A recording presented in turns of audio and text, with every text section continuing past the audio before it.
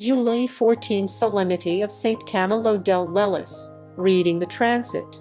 The Last Days Grounds of San Camillo de Lellis. The transit is the moving account of how Saint Camillo prepares to die, surrounded by his religious and members of other orders who come to pay tribute to him. Even at the end of his life emerges the great spirituality of the Jant of Charity, who leaves the world praying fervently and turning to his last recommendations, without forgetting to leave to the present as to the absent, and to the future, thousands of blessings. Since May 18 to adapt to common use. Camillo has been in the hospital, at the doctor's office.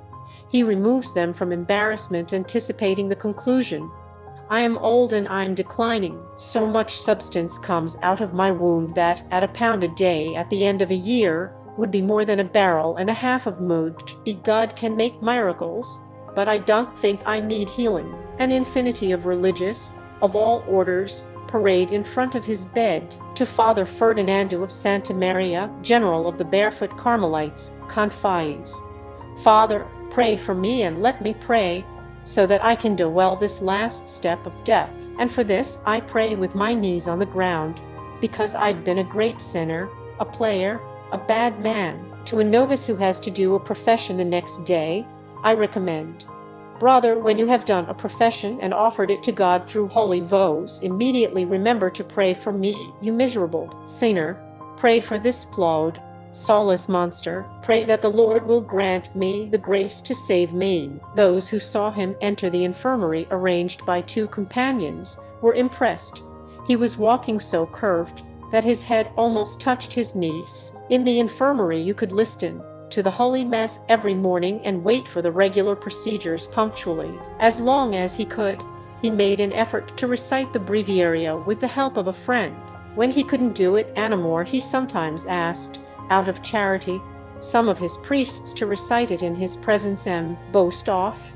He receives the Viatico in a solemn form from the hands of Cardinal Ginisi on July 2. After Domen non sum dignus, he adds, Lord, I confess that I have done nothing good and that I am a miserable sinner, therefore I have only hope for your mercy. Then he recommends the confessor not to let any strangers in Anamor because he wants to prepare to die in peace. To Father Marcello, who insists because he was receiving some gentlemen, he says, Apologize to these gentlemen. I already received the holy oil, and I want to retreat a little inside myself. Father, these lords come for the consolation of their souls. Father Marcello, you only die once, and I have to make sure to die well, and so I hope to do it with the help of my Lord. Sunday, July 13, he demands that the spiritual testament be tied to his body after his death and left in the burial. Make it read out loud.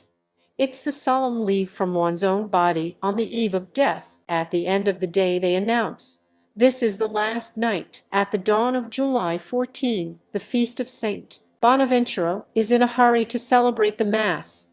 It will be the last one I listen to. At the Memento Di the living, the little voice he has left. Brothers, help me. Now is the time. Prayer, prayer now.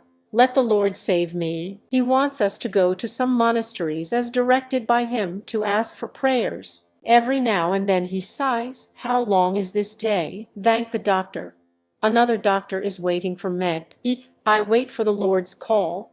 After reassuring the brothers and filling them with so much fervor, he plunges into a deep silence. Then, recovering, he says, My fathers and brothers, I ask God for mercy and forgiveness to the Father General here present and to everyone for every bad example I could give, ensuring that everything was done rather out of my ignorance than out of bad will. Finally, for what God has granted me as your Father in the name of the Holy Trinity and the Blessed Virgin, I give you as well as the absent and the future thousands of blessings. Everyone hugging him, suffocating the sobs. Don't stop praying at the eve of the evening. The Angelus is performed. They were offering him some broth.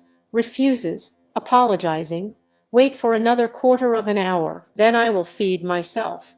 These are the last words before entering into agony. Everyone agrees for the recommendation. At the invocation mild and festive, Curious Jesus manifest his face to you, Camillo illuminates for a moment and unites the last smile to the last breath. He has known that face for a long time. It's 9:30 on July 14, 1614. Camillo is 64 years old. He has fought the good fight of charity, where the body of San Camillo de Lellis rests. The body of Saint Camillo de Lellis is kept in the Church of St. Mary Magdalene in Rome, mother house of the Order of Ministers of the Sick, CAMILLO, founded by the same saint. Here, under the altar dedicated to him, rest his mortal strips, enclosed in a precious relic teak that, for over 4 centuries, has been a target of pilgrims, health workers, and faithful from all over the world.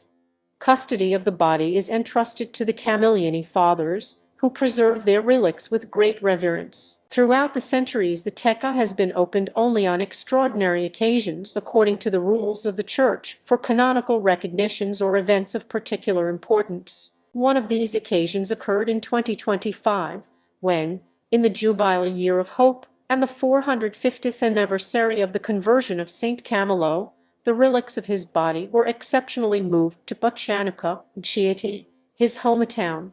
After the solemn opening of the teak in the Church of St. Mary Magdalene on April 24, 2025, the body of the saint was received in Buccianica the following day, where it remained exposed to the veneration of the faithful until November 30, 2025, the first Sunday of Advent. This was the second translation in history, after the one in 2012. In the Casa Generalizia di Camilliani, adjacent to the Roman Church, is also preserved the room in which Saint Camillo surrendered his soul to God on July 14, 1614. Transformed into a chapel, she cherishes the precious relic of her heart, memory of the great love with which the saint served Cariest among the sick. Even today, standing in front of his tomb, the pilgrim is invited to rediscover the heart of Camillian charisme, to serve every sick person with the same tenderness and compassion of Christ, recognizing in the face of the suffering the face of the Lord.